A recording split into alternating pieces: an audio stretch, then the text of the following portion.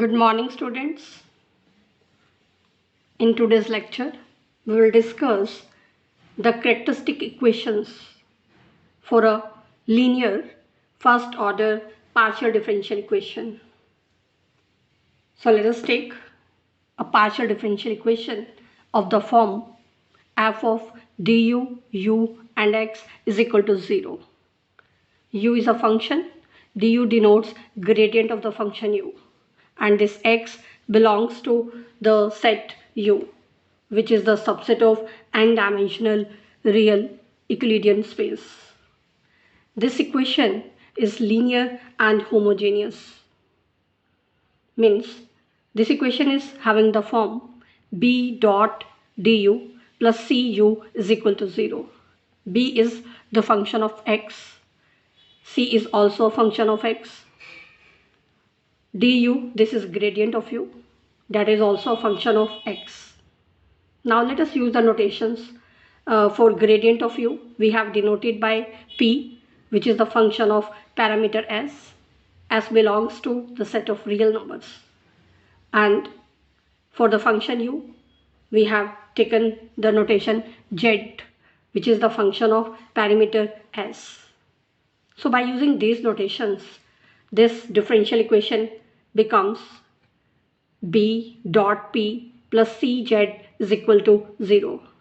So from here, b dot p is equal to minus c into z. Now, yesterday we discussed method of characteristics and we have obtained the 2n plus 1 first order ordinary differential equations. So from those equations, x dot s is equal to gradient of f with respect to p. So from this equation, we can see that the gradient of f with respect to p, that is given by b, which is a function of x, and x is further the function of the parameter s. So we have obtained one of the characteristic equations.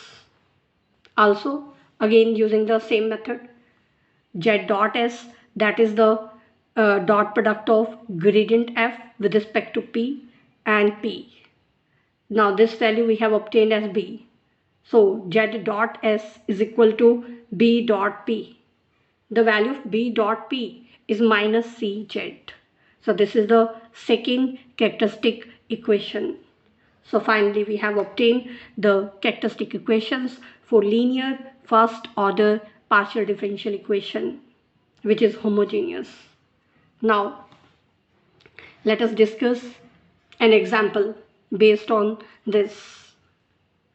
So we will solve two-dimensional system x1 into curl to u curl u by curl x2 minus x2 into curl u by curl x1 is equal to u in the set U, which is subset of R2. With boundary condition, the value of u is g on gamma.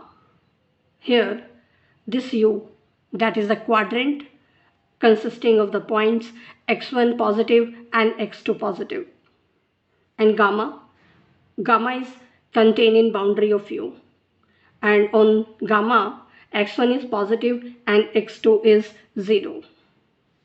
We have to solve this problem.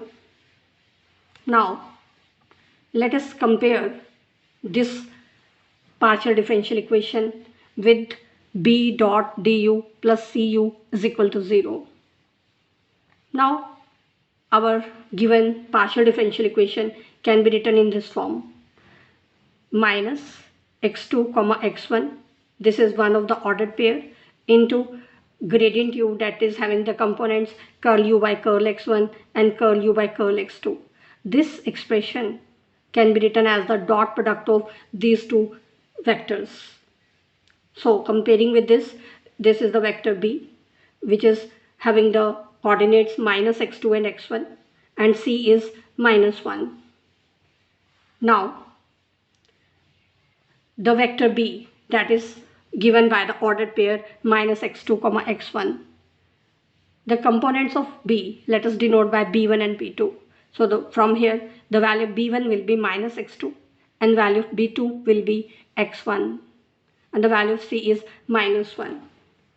Now let us use the characteristic equations which we discussed earlier. One of the characteristic equations is x dot s is equal to b, and second is z dot s is equal to minus c into z. Now, let us solve these two equations one by one. Now, because x dot s that is equal to b, substituting the value of b is minus x2 comma x1. Now, because x is two-dimensional vector having the components x1 and x2, so x dot can be written as the ordered pair x1 dot comma x2 dot. On the right side we have the ordered pair minus x2 comma x1. So from here x1 dot is equal to minus x2 and x2 dot is equal to x1. And the other characteristic equation we have z dot is equal to z, substituting the value of c. Now we have these three equations. Let us simplify these equations one by one. First of all, consider the equation second and differentiating both sides with respect to s.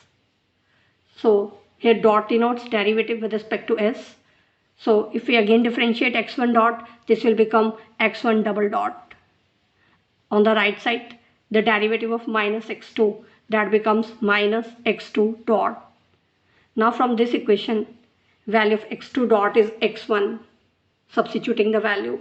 So we have obtained the differential equation, which is ordinary differential equation.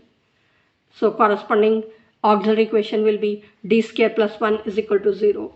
So d will be plus minus iota. So the solution of this differential equation will be given by x1 is equal to c1 cos s plus c2 sin s. Now let us consider the equation 3 and substituting the value from the equation 5 there. We get x2 dot is equal to c1 cos s plus c2 sin s. Now integrating both sides with respect to s, so that we can find the value of x2 from here.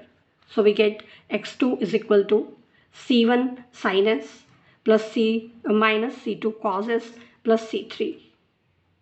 Now to find the value of c3, from the equation 5, let us differentiate with respect to s. So x1 dot will be minus c1 sin s plus c2 cos s. Now from the equation 2, the value of x1 dot is minus x2. Putting the value here, so we get minus x2 is equal to minus c1 sin s plus c2 cos s. So from here we can find the value of x2, which is given by c1 sin s minus c2 cos s. Now from the equations 6 and the equation 8, we can see that the value of c3 is 0. So finally, we have obtained the value of x2, which is given by c1 sin s minus c2 cos s. Now let us find the value of c1 and c2. To find value of c2, let us put s is equal to 0 in this equation. So this becomes the value of x2 at 0. And here sin 0 will be 0, cos 0 will be 1. So we get minus c2. So we get c2 is equal to 0. Now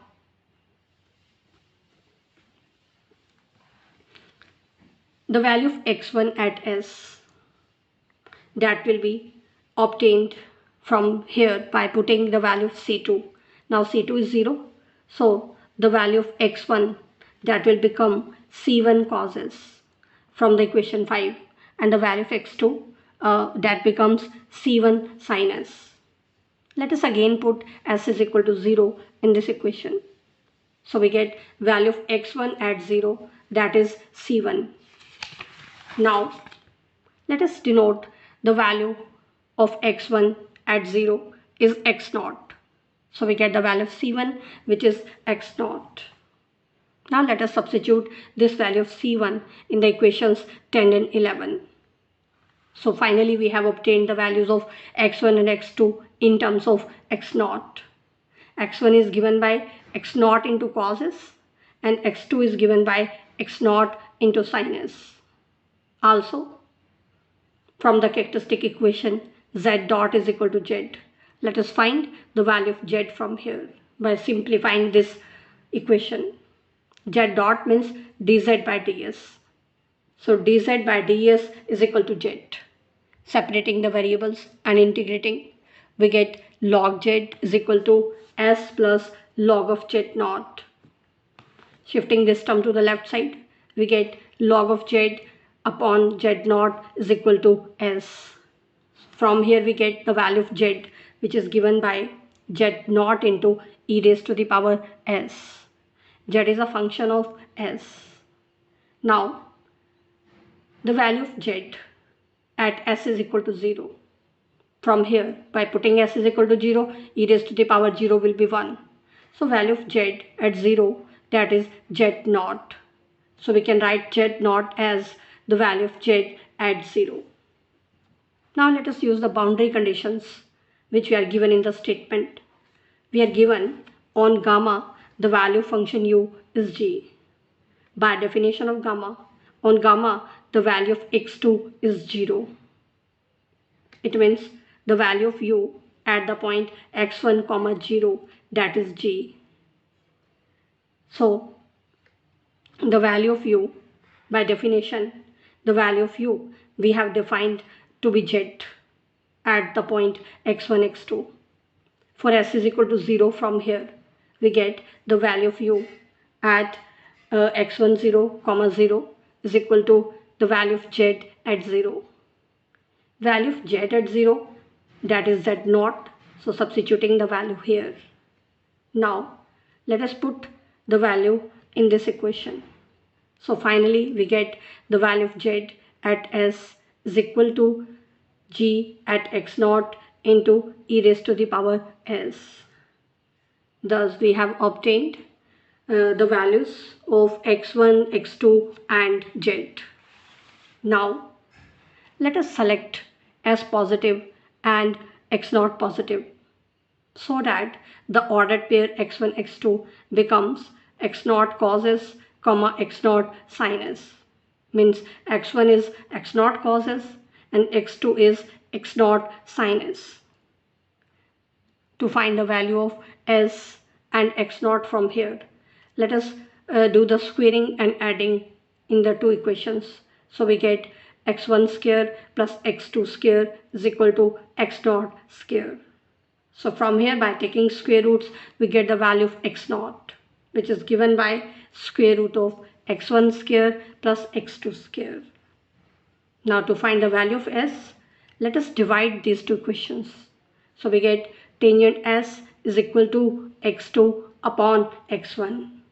So we get the value of s from here, which is tangent inverse x2 upon x1.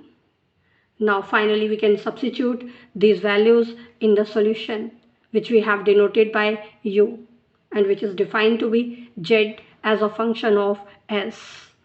The value of z is the value of g at x naught into e raised to the power s.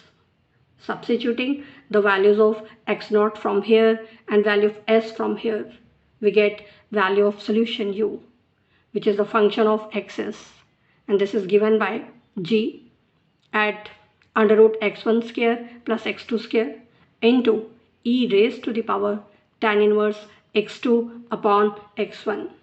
So this is the required solution.